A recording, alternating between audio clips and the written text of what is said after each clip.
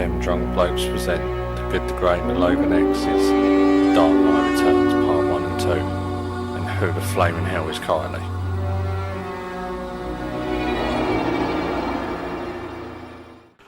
Hello and welcome back to The Good, the Great and the Logan X. We've got the good. I'm Job, I am Blue 6 and Apparently he's suddenly given a blowjob. He's Job, he's Blue 6 and what? I'm the Great. You all know I am by now, you don't want the Twitter handles. Yeah, and obviously Logan X, and that is my Twitter handle.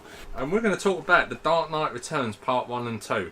Because this is probably one of the most seminal Batman stories of probably its run. It was a game changer. It came out in 1986 by Frank Miller. This was in 86? Yes. Fuck off, it was No, the comic was in 86. Oh, I was about to say, not the anime, Jesus. No. no. When was the anime made?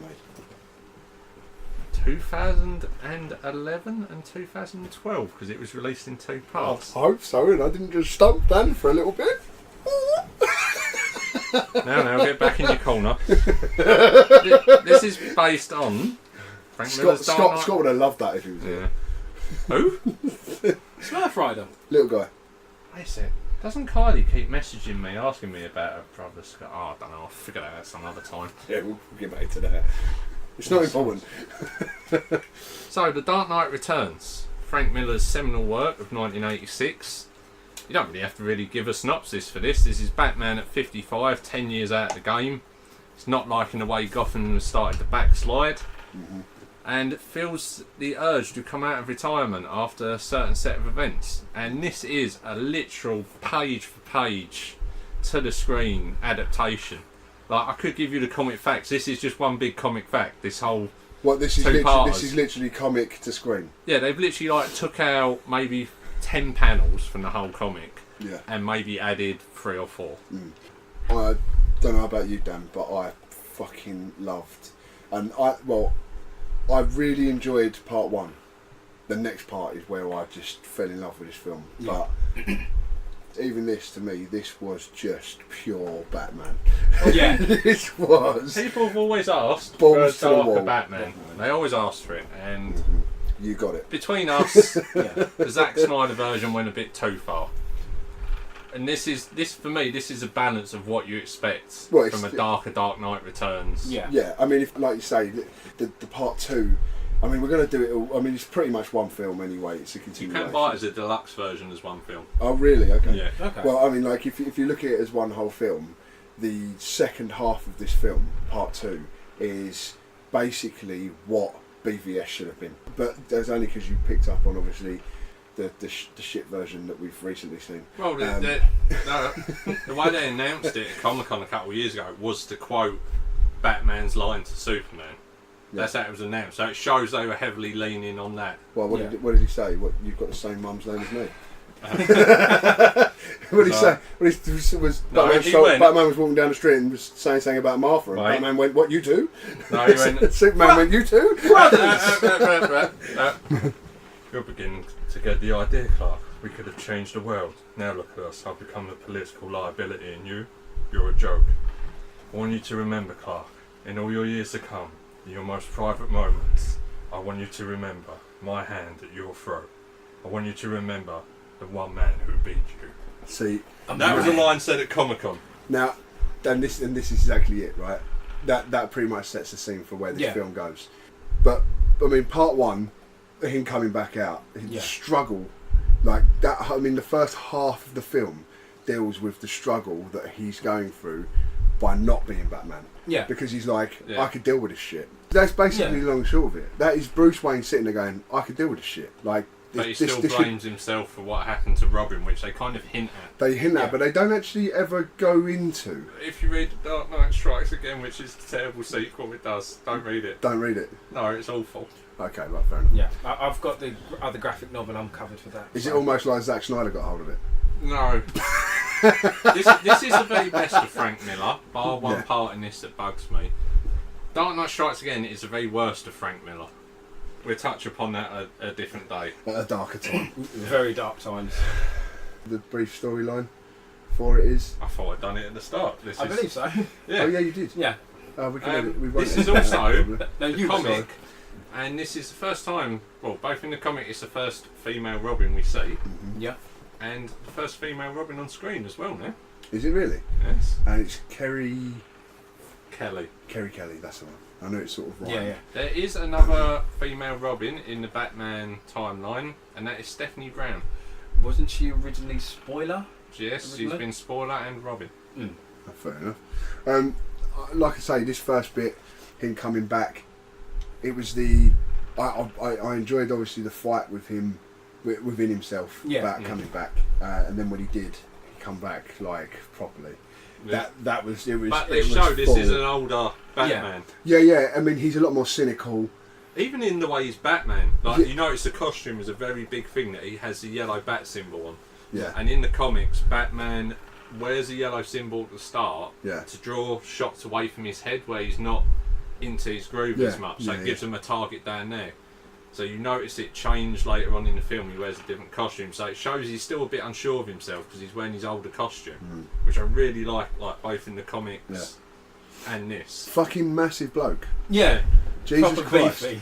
What the fuck? Like this is a 50-year-old on steroids. Yeah. But then one of the things I really enjoyed about it as he's coming back, he's kicking ass, and then he struggles to climb up one of the ropes just because he hasn't done it in it's supposed to be 10 years. Yeah. Obviously, he still knows how to fight. Yeah, he still knows how to fight. But the actual, he still knows how to fight and how to take people out. But the physical strength and the mobility that he had 10 years ago, obviously, just has sort of left him because he hasn't had to do that physical, prowess. But then not only that, because obviously it's been 10 years, he hasn't done it at all. So certain things he's going to keep because it's muscle memory. But then it's also just probably out of practice and out of shape as well. But things with this to make me sound a bit filmy. Do you notice how brilliantly scored this film is? Yes. The music works so well. Like with the punches, it's so blunt. Yeah. Like you almost roll with every punch. Yeah. You feel it. Obviously, he's taken a few more hits as well because he's been out of the game for so long. He's taken a few more hits in this first part. Well, once we get to talk about the mutant part. Yeah. It's like one of my favourite bits in this. The first part, like you've got two stories. You've got the mutants, and you've got the thing with Two-Face, which I think is really clever. Yeah, I love the Two-Face. Obviously, yeah. So in this, obviously, he's paid and put money towards the recovery of Arkham. Harvey Dent's recovery. Yeah. Which sort of goes wrong. Oh, kind of, a little bit. Just a tiny bit. Well, he becomes a whole person, just not the whole person they want. Yeah. But I mean, it's really funny. It's like they recover him to the point where he looks like a normal human being again. He's not Two-Face. The problem is because he's so a monster. Because he's so sick and twisted. The only thing he can see in the mirror is just the monster. And he makes the assumption that everyone else. That's what everyone else can see. Yeah. And like, if I may, one of my favourite scenes in the first part is where he just says, everyone have your laugh, because obviously throughout the film his face is bandaged. Yeah. So you make the natural assumption that he's either gone back and he's done something to his face. Yeah. But then, obviously later on, it unravels to find out his face is perfectly fine. But we have some voice acting gold amongst us again. We have Frank Welker does quite a few voices in this. You notice he's the mayor's assistant. He's also the weatherman who weirdly really builds up Batman coming back when he's sitting there watching the TV and you hear someone going, and a storm of biblical proportions is coming in. That's him, so he lends his voice to it again. And Rob Paulson is Don, which is slightly ironic for me because he voiced Donatello in the last Turtles one. So you've got Paulson and Frank Welker back, which to me, like as soon as I heard him, I was like, oh man, this is legit proper. Frank Welker is who? Fred Jones, Scooby Doo. Oh right, cool, yeah. And just every animal in any film or cartoon ever, apparently. Grey Stands in the real Ghostbusters cartoon when you was a kid. Really? Yeah. Fair enough. Nice. Frank Welker's not been around since the dawn of animation, I'm pretty sure of this fact. Yeah, him and Kevin Conroy. Yeah. Obviously, as you watch it, so you go from this whole transition of him struggling to not be Batman, then becoming Batman and taking on these mutants, and then obviously into that final fight. which I found fucking fantastic. Well, not the final fight, but the first time he fights the big boss. Yeah, does he where have a name he in goes he's toe. just like the head mutant. Yeah, but he just goes toe to toe, doesn't he? Yeah. And it doesn't and it doesn't work. Like he suffers immensely. Like he gets beaten the living shit out. Even though he does come out victorious, he gets the crap kicked out. This fight proves that he's learnt though, and he's more trusting. Because when Carrie's there, he would have tried to have got rid of her and kept it all secret. And when he's lying there, she's like, "Who you, Spud?" And he's like, "Bruce." You know, okay, he's just letting her in straight away. He realises he's going to need help with this. Yeah, he knows. But after this fight, he knows that he needs help. He can't do this by himself anymore because he's that older. You know, he's a bit more broken. He can't do that. It shows it with the second fight with the mutant as well. That's that wonderful speech where he's fighting him in the mud. Yeah, but as I said, like you got that transition from that first fight where he's still sort of under the illusion that he is Batman. Yeah, that he's Batman of 10 years ago. He's that Batman. Yeah. Whereas then, you know, in that second fight, and even before that, where he says to Alfred, he can't go toe to toe anymore. He has to be smarter. Yeah, because he said he tried to match his brutality. Yeah, match his brutality basically. Yeah. There's the exact moment in the mud, and I love the quote where he's like, "You don't get it, boy. You think this is a mud hole? It's an operating table." And I'm the surgeon. That was a pretty cool scene.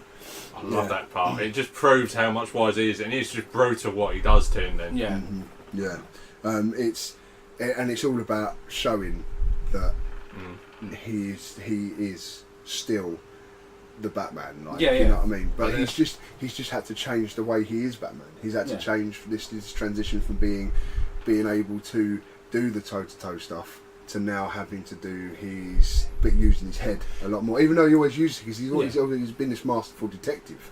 Do you know what I mean? But the problem is, as we see in this, when Batman comes back, Batman's always got a dark opposite, and he gets awoken, doesn't he? Yes, and then we also get this as well. Another Mark Hamill. It is Mark Hamill, is it? No, is it? It's not in this one. It's actually the person who voices Batman in this, while someone flicks through his notes, is actually the voice and actor of RoboCop. Really? Yes. The Joker is voiced by Michael Emerson. And Batman is voiced by Peter Weller. Fair enough. Nice. And but going back to what you said earlier about Batman changing what Batman is, in this regard he's coming back more as a symbol rather than a crime fighter because he's more of an inspiration to others. And Alfred's still alive. I found that much more shocking. Yeah, I mean, I'm sorry, I have to read. He's got to be in his into his 90s now. Although this did make me laugh when I looked. Quite a spry man for his 90s as well. Well, I mean, but then he probably doesn't have to do that much physically. Yeah, I suppose. Yeah. But yeah, what made me laugh is because I thought, who did the voice of Alfred? The well-known actor Michael Jackson. That's actually his name. It's an English actor born in like 1934, but I just love the fact Michael Jackson voices Alfred. That did make me laugh. Sorry guys, I'm getting the message again. Who is this Kylie and why does she keep asking me about her brother? Hold on. Do you know Kylie? Hold on. Do you mean Smurf Rider's sister? Who? Smurf Rider. The little guy. Who? Quantum Realm. Guy. Pencil. No, I don't remember him. Yeah, fuck it. Keep going. That's why I'm here. Sorry about that. I don't normally answer messages during the podcast, but okay. That's weird. Obviously, we've touched on the bit of struggling not to be Batman, then becoming Batman, and obviously the fights with him. The fight with the Joker, though. Wait a sec. We should score part 1 first. Yeah, because they are still technically 2 separate films. Yeah. Right, got it. So, part 1 for me is definitely an 8.5. 8.5. 9. I'm going on the 9s again. Really? Yes. Yeah, Dan's dressed to the 9s. At the time of talking about this, like, there's 3 comic book stories I've wanted to be made into films. 9. Jesus. I wanted to see The Dark Knight Returns, and as we was recording this, the day before they announced they're doing Batman Hush as a 2-part animated film. That I would give. I've not read the comic, but Oh I've my heard god, I want it. Yeah, I've heard it is So, one of the seminal. Like pieces. they're in like my 3 favourite Batman stories. 9, 8.5. So, yeah, I absolutely love like this. Like, this is one of the things I wanted to see, and I stand by that. it shouldn't be done live action because animation does it perfectly. And Yeah. I've said to Matt privately, Well, I've actually sold my. I had a copy of the Dark Knight Returns 1 to 4. People are going to hate me for this. I sold my 1 to 4 set because the art in this is more the definitive version of it for me. Because Frank Miller's lines are harsh, and Klaus Jensen is an amazing inker, but it's too hard to recover Frank's very harsh, very stocky lines. So I actually sold that and just kept the film because I prefer it. The film to me, like, as I said, being sort of quite new to anime, even though I had a run-in with this film before, but I think it was years previous. I think it was maybe 3 or 4 years ago. It wasn't that long.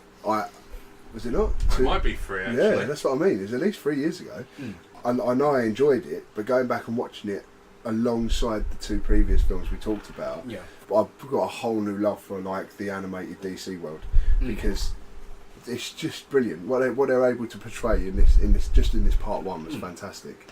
And now we roll into part 2 of the Dark Knight Returns, and this is the first one was a setup. This is issues 3 and 4 of the Dark Knight Returns. Once again, literally adapted from the panels of the comic onto the screen. And this is just your balls to the wall. Frank Miller, his best writing, absolutely nuts. I love this. I love definitely. this. This was fantastic. He's running with a Joker. Yeah. He's running with Superman. The whole lot of it. Everything from beginning to end, to me, this was just perfect. This was a perfect, fucking brilliant film. Apart from, I think there was a couple of things that I didn't like. But there's always going to be. Well, no, mainly because it was Superman. And I fucking hate Superman. But I really, really enjoyed this film. Like, just everything about this film, the scripting, just everything, the music in it, how they set the scenes, the darkness of them, like how Batman had become, like just the fact that he had become fed up of Joker. Well, it's my term again. For everyone, this is Endgame. Yeah. This is the Joker. Joker's Endgame. Joker's come out of his trance because his other's back. Yeah. And he's bored of just sitting there waiting, so he wants it once and for all. He wants in Joker's twisted version of events. He wants them to die in each other's arms. This is some sort of sick love story sort There's of thing. one moment, ain't he? Like, he says to him, he's like, all the people you've killed, the blood on your hands. He's like, I should have ended you. And the Joker's like, oh, be still my beating heart. Although I would like to say that the voice of the Joker in this is still quite good. Because once again, you know, you hear Joker's voice, you want to hear Mark Hamill, and I liked how calm he was. So once again, he was a very different animated Joker, and he was very calm, but still there is that edge. But there was that edge of sinisterness because it was so calm. Even the Bruce Wayne and Batman in this, it's difficult to escape Kevin Conroy. Yeah, it really is. They're good boots to fill. And he finds it difficult to escape me. Yeah. Fuck's sake. But we literally, like, from watching it, I really did like the guy who voiced Batman and obviously who voiced. It's the pitch of voice is so well. It's like so that one thing. It's not rushed. It's very deep and like mono. Yeah. The voice casting on both films. It's like the pause in the. It's the pause when he's talking as well. Is like really good because it kind of builds it up. Like the 2 terrible impressions I've done earlier of him speaking. Like you put in the pauses because that's what he does. So it gives your brain a moment to linger. Yeah. I mean that scene with. Because obviously the first thing the first bit is obviously the Joker, and he finishes off the Joker, and he actually finishes the Joker. No, kind of. Well, he leaves Joker in a position where he knows that he can't hurt anyone anymore. Do you see what I'm saying? If you just look at that whole scene, it's nuts. So the Joker tricks that psychiatrist guy, ends up on the talk show. And if you even look at the way Joker's going, like, there's no elaborate thing. He's just killing people. Like, he's trying to get Batman's attention. That's it. Yeah, he just goes, I'm just going to kill everyone here. Yeah. He's just turned into a murderer now. Just out and out. Complete psychopath now. He just wants to kill everyone. It's like going in the tunnel of love, and he's just shooting and stabbing, ain't he? Like, just what randomly shooting. He's on a rampage in this. Yeah. Like, it's a rampage. And he doesn't care. He just blatantly doesn't care. No, he's given up at this point. Because previous incarnations, there's at least a theme. He likes to make a show of it. Yeah. But it's just like, fuck it, I've got a gun. That's what I'm saying. There is no show to this. One part I don't like of this, and this has always bugged me about the graphic novel, bugged me about the comic, and this is bordering on catch-up for the soul thing. The start of Frank Miller's I don't like women thing. Selena Kyle is the head of a brothel. An escort service. The correct term is escort service. But this adds... She's a pimp. She's a lady pimp, yeah. But this adds absolutely nothing to the film or the book. No, absolutely nothing at all. I think I've said this to Matt privately as well. If you have Selena, just retired, living somewhere where she's rich from a heist and a giant walks in, still has the same effect. Yeah. And this is just Frank Miller's, like, you notice it in his further books, like, so, because he actually, Batman Year 1 comes out 3 years after that he wrote. In her history, she'd never had anything to do with that. He rewrote her as a prostitute in Batman Year 1. So he took it upon himself to write Selena Kyle as a prostitute, which goes completely against everything, because she's supposed to be quite glamorous cat thief. Yeah. It's a thing that always bugged me with it. I don't think it adds anything to it, and it's one reason why I could not give this the highest score I've given something on it. Yeah. So, I mean, moving on from obviously the Joker, we dealt with. We've got to say one last thing. How sickening was that neck? Oh, I know. Batman's paralysed him, and he's like, "Fine, I'll do it myself." Yeah. You just watch the neck go. I was like, "Oh." Yeah. Actually, another thing I really liked about that scene. The Joker is there, he's not moving. He could still kill the Joker and it be done.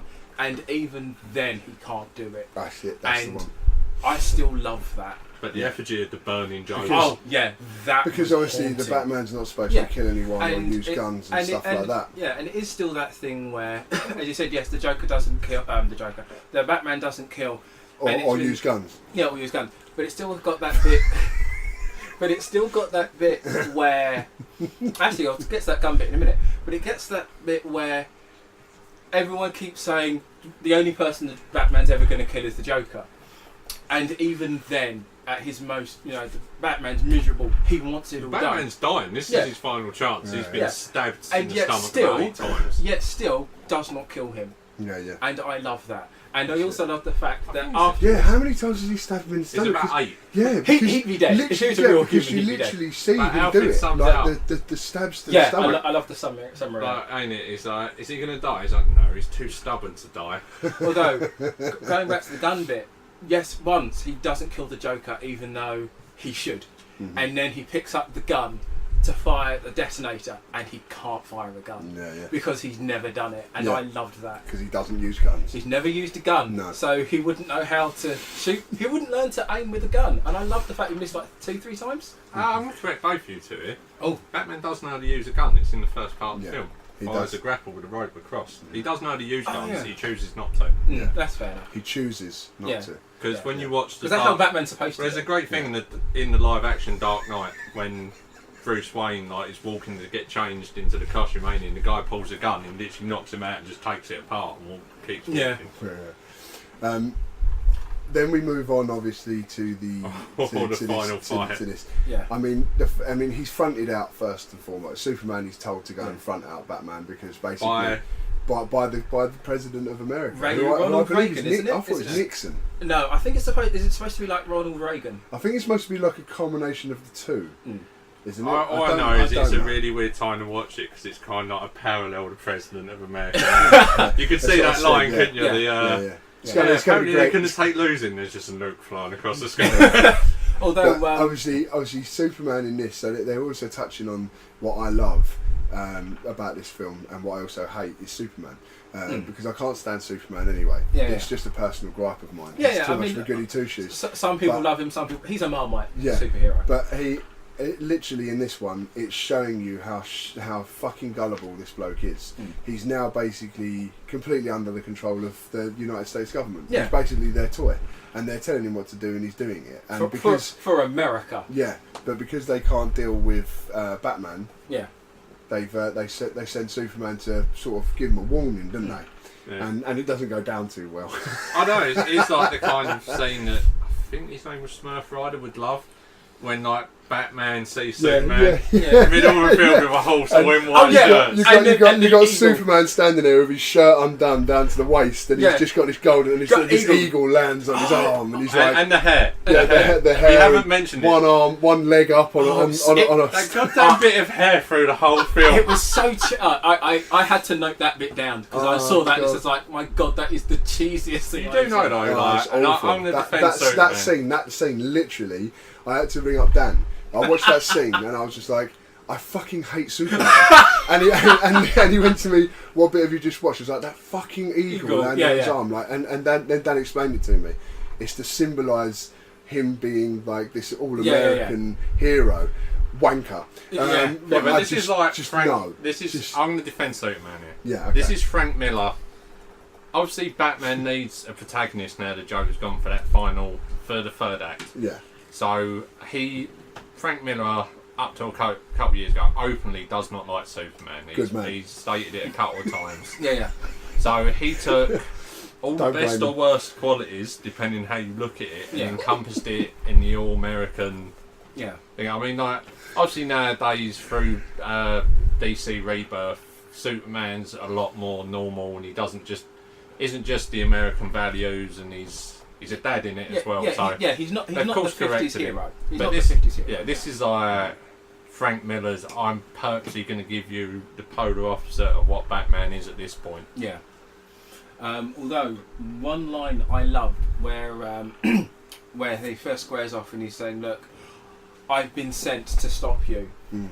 If they don't send me, they'll send someone else." And Batman just turns around and says, "Who do they send after you?" But it is sort of true. I mean, who do you send after Super? You just sent the most powerful being in the kingdom on the world. And that's what I love. This is a mysterious thing, though. It's not like they could send someone from the quantum realm to fucking go and do him, is it? No, different franchise. Different franchise. It's also implied that we've missed a big chunk, and this is what I love. Like, it's a less is more. Yeah. Something's happened to the Justice League. Flash bore the brunt of it. And Oliver McQueen is missing an arm. Yeah. Well, you do find out that Superman was the one that ripped it off. Yeah, you find that out. Well, it's basically implied, and it's also heavily put upon in. Yeah, Superman is an Dark arsehole. Knight, Master Race 3. Superman is a massive arsehole in this film. Like I don't like Superman because it's a goody two shoes. But I don't think he's done it on purpose. It's not on purpose that he's an arsehole. He just doesn't know. Yeah, he doesn't know he's an arsehole. But then one of the cliches, one of the things about Superman, or at least before the reboot, is the fact that his nickname is the Boy Scout. Yeah. Because he does what he believes is good, which is fair enough. But then in this regard, he's also being told by the American government to do stuff. Yeah, which automatically doesn't make you good. I know, but then he's doing what he's... Because you're always... this is all going to get No, what I'm saying is, I'm just saying it plays into how he's been portrayed previously. It makes sense that he's doing this because he's quoted the Boy Scouts in my head. But that's my headcanon. But there's a classic thing with this, as I've said before. This is effectively both are right in their view. Both are right, but they're opposing views. So you can both be right but have different views, and this is it summed up. Yeah. Like Superman's doing what he sees best for America brackets the world, and Batman's trying to do what's best for Gotham at this point. Yeah. But obviously the American government don't like it because no matter what they do, they cannot stop Batman. But that fight, they can't. Yeah. That fight at the end. Yeah, sorry, because we have got to come on to it. Like the I final, think I did. The final part of this film, the actual face-off between Batman and Superman. Obviously, he does have help. Batman does have help through this. Number one, he's in a fucking mechanical suit because the geezer's so beat up and battered that there's no physical way. And there's scenes earlier in this that levels out why Superman doesn't just flick him into the sun. They do kind of highlight that Superman is weaker as well. Superman's weak because he's just been hit by a nuclear explosion and the rest of it, so he's slightly weaker anyway. Obviously, you've got Oliver McQueen there with a very special arrow. With one arm and a very special arrow. Obviously made out of green stuff, and Carrie's also there. But the whole fight, like, Superman is a bit weaker and all the rest of it, but it was the point that it comes to it. You have this massive big fight, and then all of a sudden he gets hit with the arrow, and he's basically made mortal. And as I said to Dan, one of the things that pointed out to me was the fact that no matter how good Superman is, he's not strong enough to be mortal. Yeah. That was what was pointed out to me. So he's not, even though he's Superman, he's not actually strong enough to be a normal human being. Yeah, because he doesn't have to as a live. normal human being, he's nothing. He's Yeah. no one, and Bruce Wayne does it to him. He Yeah. proper puts him in his fucking place. Thank fuck. But I hate the then- fucker. Then the cluster bollock moment. Like seriously, just watch this film, watch that fight. It's insane. It is Fucking brilliant. You I will loved not be it. disappointed. I loved it. But then you get the proper cluster bollock moment. You watch, you're like, what's just happened? And then something else happens alongside it, doesn't it? Yeah. Yeah. You're like, what's happening? Like, my whole Batman world is crumbling within itself. Oh, Jim Gordon's still alive, thank Christ. That's it, yeah. I love the funeral. It's like the perfect way Yeah. Yeah. to end it. Like, and even showing, like, as much as we found out Matt is not the greatest fan of Superman, that little bit, at the end, Yeah. that little wink when Yeah. like he's standing there. Superman at the end of it, he hears a heartbeat. Yeah. He knows that Bruce ain't It's the got wink one. to carry. I And, love it. and he allows it because he knows in his head he's been beat. Mm. That's in my eyes. He has been beat. He was I think taught, humbled. but is- yeah, humbled, humbled. yeah. Yeah, he was taught a bit of a lesson. He was basically put in his place a little bit and told, listen, you're only this good because of who you are. Yeah, but yeah. without that, you're nothing. Mm. Like it literally brought Superman down to earth again. And on this note- I know on a weird scale, but yeah. Let's score it. You want to score it? Yeah. I gave this a 9.5 out of 10. I'd go for a 9 because if nothing else, you can watch the entire film. The fights, the You've fight. got to be 9.5, Dan. I gave it a I'm going 9. with I had to take one off for that Selena Kyle thing because it's bugged Yeah, me yeah, ever since bugged I've you. read it. But it's almost a perfect score. Yeah. I suppose the three of us should get back onto the MCU. I've not been on the. Of course you have. You've been here this whole time. No, God damn it, who's Kylie and why do you keep pretending you've not been in this? My God, am I the only one who remembers Smash Rider? Who? Who? Smash Rider, little guy, quantum. He went to the quantum realm to What? get his notepads. Did you, and pencils? Do you honestly don't remember? No! You've always... What's he doing? It's. Oh jeez. Tell you what. Let me just get my thing. How about I'll find him. Yeah, I'll that's bring him that. back. Right. That'll do. Oh, bollocks, we've lost someone else to the quantum realm. It's coming back now. Oh, Jesus Christ! Smurf, where you been? How the fuck you been? Right, that's it. Got my pen. Let's do Hellboy. Yeah. What? What's going on? We've done it. When? Done help on mate. Haven't done. Right, okay. Well, let's do the Dark Knight animated series. Yes, yeah. What? Should I go? How long have I been away for? You might want to ring up who you was employed by. Right, are we still doing a battle, at least?